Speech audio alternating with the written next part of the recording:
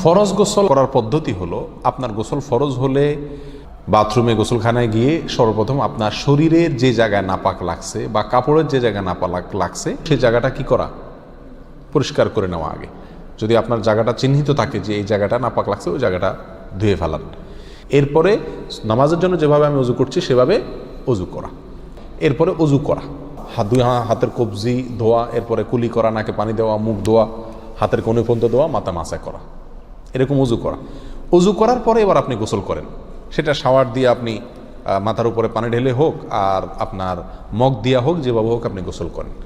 গোসল করা শেষ হয়ে গেলে, গোসল করে যখন বের হয়ে যাবেন, তখন যাওয়ার আগ দিয়া ওই যে পাও ধোয়া বাকি আছে হুজুর, যাওয়ার আগ দিয়া পায়ের ওখানে পানি ঢেলে টাকনো পর্যন্ত পাও ধুয়ে ফেললেন, বাস গোসল হয়ে গেল।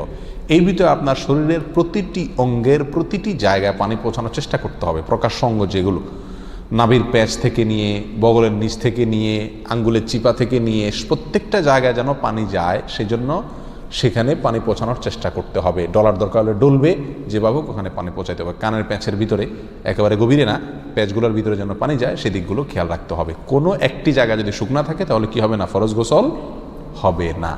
অতএব পরিপূর্ণ শরীর যাতে ধোয়া হয় সেদিকটা খেয়াল রাখতে হবে। নেল পালিশ ইত্যাদি বা কোনো রং টং ইত্যাদির কারণে যদি কোনো আবরণ থাকে শরীরের উপরে, তাহলে সেগুলো সরা নিতে হবে, তা না হলে কি হবে না, ফরজ গোসল আদায় হবে না। কথা, প্রথমে শরীর এবং কাপড় থেকে নাপাকগুলো ধুয়ে নেব, এরপরে অজু করব পূর্ণাঙ্গভাবে, পাও ধোয়া বাদে, এরপরে গোসল করব। আর বের হওয়ার সময় দোনো পাও টাকনো পর্যন্ত ধুয়ে তারপর বের হয়ে যাব। এই গোসলের সাথে আমার অজু হয়ে গেল। এই গোসলের পরে আর কি করার দরকার নাই, অজু করার দরকার নাই। অনেকে গোসলের পরে অজু করেন, এটা কোনো প্রয়োজন নাই। তবে কেউ যদি গোসল করা অবস্থায় তার পেশাব চলে আসে, অনেকে আছে পানির স্পর্শ লাগলে পেশাব বেশি আসে, তো গোসল করা অবস্থায় যদি তিনি পেশাব করে দেন বা অজুভঙ্গের কোনো কারণ তার ভিতরে আসে, তার বায়ু ছাড়লেন, তাহলে তো সেক্ষেত্রে অজু যেটা শুরুতে করছিল ওইটুকু তো আর নাই। তাহলে তাকে আবার কি করতে হবে, নতুন করে গোসলের পরে অজু করতে হবে। এ হলো মোটামুটি ফরজ গোসলের পদ্ধতি। Be a part of our vision. Do listen and share the khair.